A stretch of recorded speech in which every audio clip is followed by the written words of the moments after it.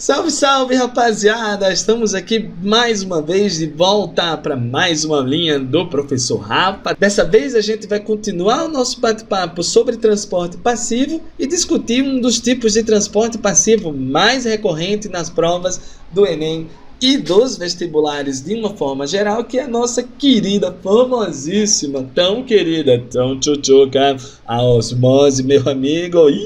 Caraca, Rafa, nunca consegui aprender osmose na vida. Oh, meu Deus, sempre tem uma primeira vez, né, tchutchucos? Vamos lá? Vamos comigo, chega junto, depois da vinheta.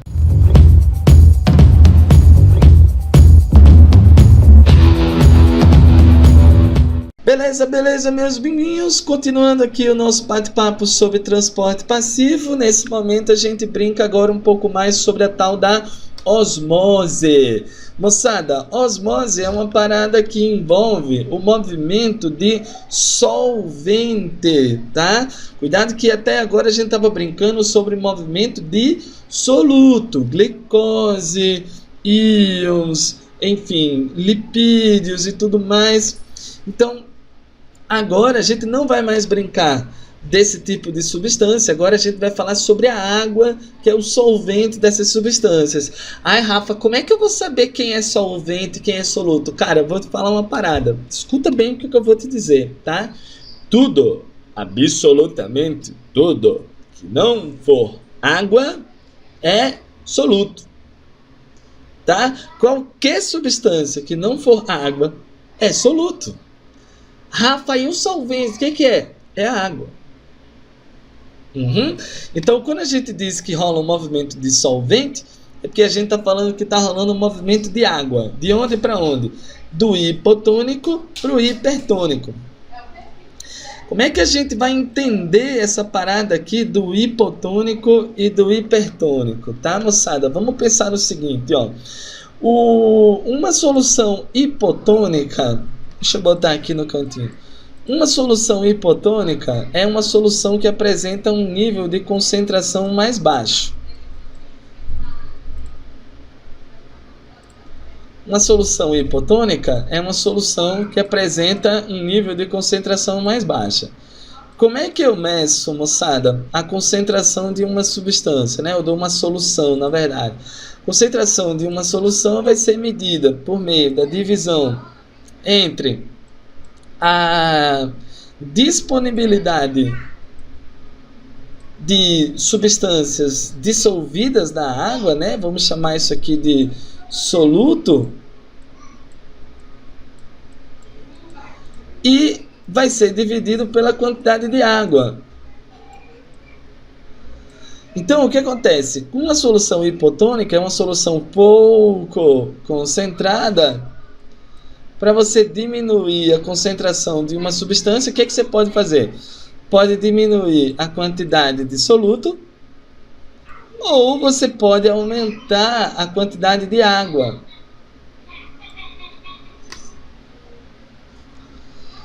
Tá? Da mesma maneira, a gente começa a pensar sobre uma solução hipertônica.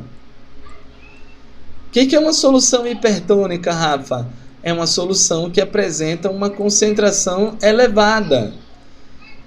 Então, você vai ter a concentração é igual à quantidade de soluto dividido pela quantidade de água que tem naquela tua solução. Como é que eu faço para aumentar a concentração de uma solução, gente? Para aumentar a concentração de uma solução, eu posso aumentar a quantidade de soluto ou posso diminuir também a quantidade de água. Então, pensa numa coisa comigo, ó. Sempre que a gente se referir a uma solução hipotônica, tá? Vamos pensar assim agora daqui para frente, tá? Toda vez que a gente pensar numa solução hipotônica, eu vou estar pensando numa solução que tem muita água. Tá? A gente vai pensar assim daqui para frente. E toda vez que eu estiver falando sobre uma solução hipertônica, eu estou falando numa solução que tem pouca água. Proporcionalmente, vai acabar tendo pouca água na parada. Tá? Então, Rafa, repete aí para mim Não sei se eu consegui entender. Toda vez, Chuchuco, que a gente estiver falando sobre uma solução hipotônica, a gente está falando em uma solução que tem muita água, tá? E toda vez que a gente estiver falando em uma solução hipertônica, a gente vai estar imaginando que é uma solução que apresenta muita água, tá? A gente vai memorizar isso aqui, tá bom? Agora pensa lá, Rafa, como é que é a brincadeira? O movimento é de onde para onde? O movimento é do hipo para o hiper. Quer dizer, o movimento é de onde tem mais água para onde tem menos água. Aí você pensa, Rafa, a gente já falou sobre isso. O movimento de uma substância do ambiente que tem mais para o ambiente que tem menos. Então, quando você percebe que a água, quando se desloca do hipo para o hiper, ela está se deslocando do ambiente que tem mais água para o ambiente que tem menos, você acaba lembrando que a osmose é um tipo de difusão, só que difusão de água. Olha isso aqui. A osmose é um tipo de difusão de água, moçada. Onde você tem o ambiente com mais água se deslocando lá para o ambiente que tem menos água. Droga, eu fiz a seta errada aqui. Deixa eu ajeitar a posição da seta. Beleza. Do ambiente que tem mais água para o ambiente que tem menos. Tá? Então isso é um tipo de difusão, né, moçada? Só que difusão de água na parada, sacou? Então, se a gente conseguir pensar dessa forma, a osmose fica muito mais fácil de compreender, né? Você imagina essa situação aqui. Olha que legal, moçada. Deixa eu dar um pause aqui, ó. Vou dar um pause no início da brincadeira. Deixa ele voltar aqui.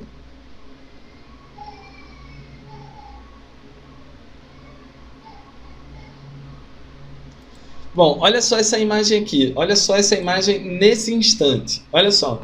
As bolinhas azuis representam a quantidade de água que existem nesses dois ambientes. Perceba você que proporcionalmente nesse ambiente aqui, ó, existe uma quantidade maior de bolinha azul do que nesse outro ambiente aqui. Então o que eu estou vendo? Eu estou vendo um ambiente com mais água e um ambiente com menos água. Fala para mim, moçada. Esse ambiente que tem mais água, como é que a gente vai chamar ele? Ah, moleque! Hipotônico. Maravilhoso. E esse ambiente que tem menos água? Meu amigo, tu é uma máquina destruidora de provas mesmo, hein? Esse aqui é um ambiente hipertônico. Então, inclusive as concentrações aqui, ó. Quantidade de água 2.0 alguma coisa. A quantidade de água 53.5 alguma coisa. E esse aqui apresenta 51.5, né? Então, o ambiente que tem mais água é o hipotônico. O ambiente que tem menos água é o hipertônico. Tá? E aí, ó, o movimento de água. Olha o movimento de água. Olha para onde... a água se deslocou do ambiente que tinha mais água para o que tinha menos. Resultado da parada. Esse ambiente agora ganhou um volume maior de água, então ele está mais volumoso. Tá? E perceba você aqui embaixo, moçada, que você vai ter as concentrações agora igualzinho, ó. Quantidade de água está igualzinha, de soluto, a concentração de soluto está igualzinha, o ambiente entrou em equilíbrio, tá? A única diferença é o volume, né? Esse ambiente perdeu água, esse ambiente ganhou água. Então, esse é o princípio da osmose, deslocamento de água de um ambiente para outro até que as duas concentrações se igualem. É uma difusão. É uma difusão. Tem muitos autores que consideram a osmose um tipo de difusão, só que difusão de água. Tá? Então eu tenho a água se deslocando do meio com mais solvente para o meio que tem menos solvente. Difusãozinha, né?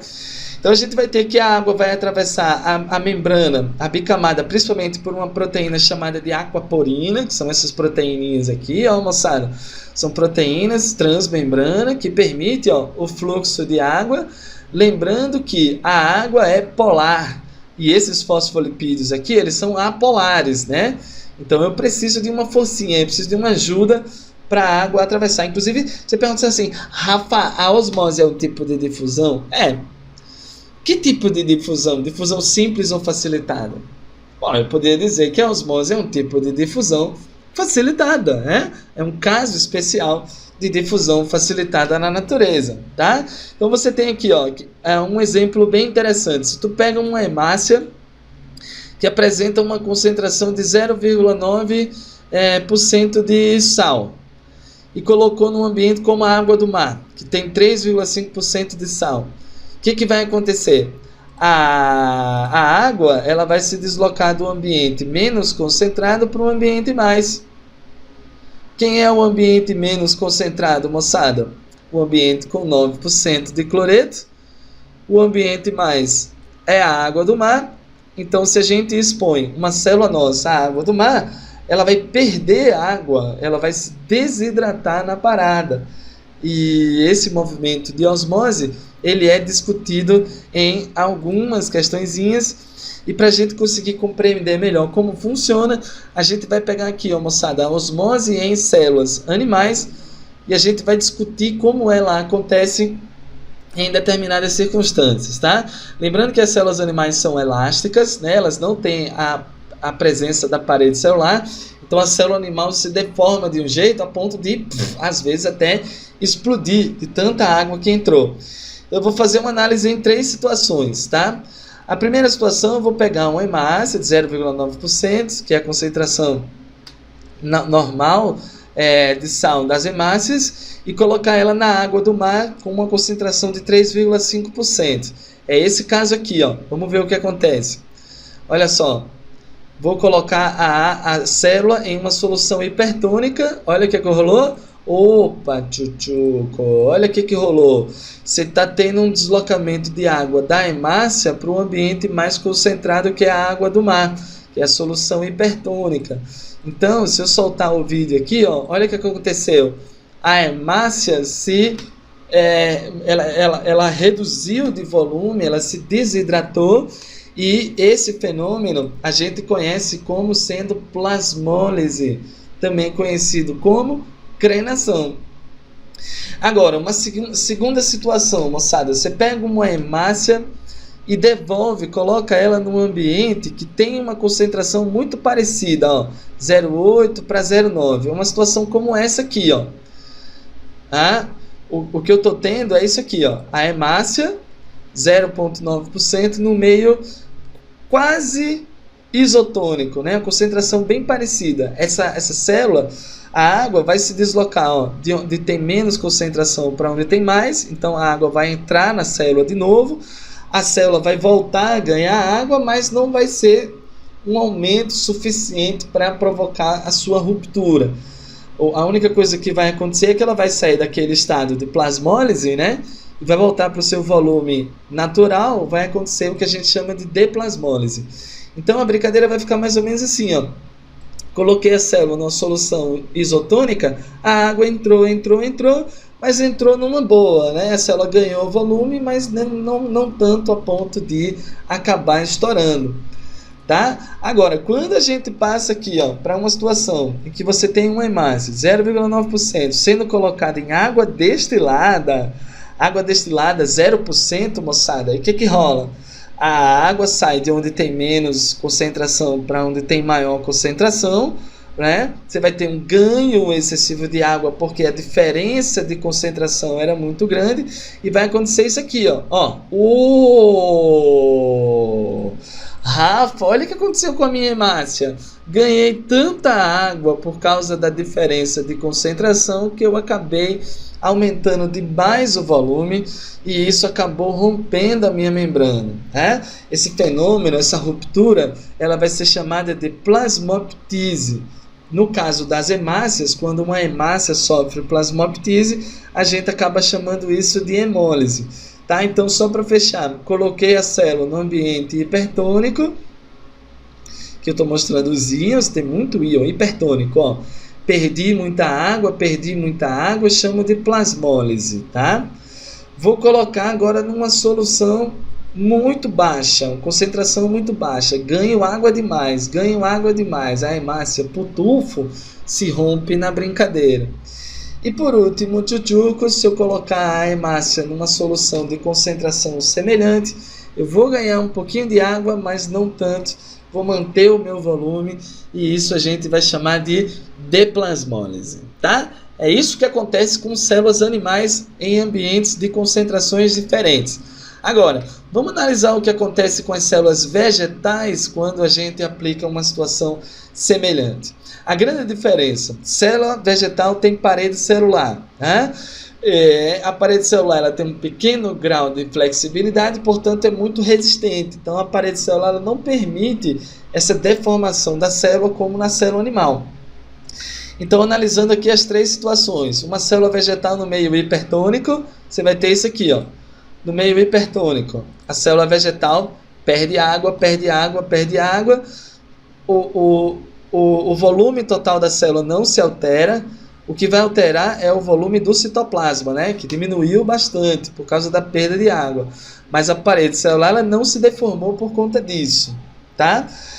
Segunda situação, num ambiente hipotônico, ambiente relativamente hipotônico, o que vai acontecer? A célula vai ganhar água, vai voltar para o seu volume natural. Perceba que o volume dessa célula é igual a esse. A única coisa que muda é o volume do citoplasma, tá? Agora, quando eu pego aqui, moçada, uma célula que é botada num ambiente muito hipotônico, uma célula com água destilada, você tem ganho excessivo de água. A célula vegetal, moçada, ganha tanta água que ela se deforma. E essa deformação caracteriza o aumento do volume da célula vegetal. O resultado disso aqui, moçada, é que essa célula está num quadro, né, que a gente chama de turgescência, e a turgescência, portanto, representa essa célula aqui, ó, uma célula vegetal que apresenta o seu volume aumentado pelo ganho excessivo de água. Maravilhoso, meu amigo! Aí o que vai acontecer? Sempre que o professor falar em osmose, você vai pensar assim, ó, a água se desloca sempre de onde tem mais água para onde tem menos água. Onde é que tem mais água? Na solução mais diluída, solução menos concentrada. Onde é que tem menos água? Na solução menos diluída, na solução mais concentrada, tá? Você pode pensar também de outra forma. A água sempre se desloca para onde tem mais soluto. Eu acho que essa é a melhor forma. Se o ambiente X tem mais soluto, a água se desloca para lá. Se o ambiente Y tem mais soluto, a água se desloca para lá, meu amigo. Daqui para frente você não vai ter mais dificuldade com osmose, pode ter certeza disso. Pense em todas as situações que a osmose pode estar presente no nosso dia a dia e seja feliz acertando todas as questões sobre esse assunto daqui para frente. Falou, moçada? Vamos ficando por aqui, ó. Um grande abraço e até a próxima.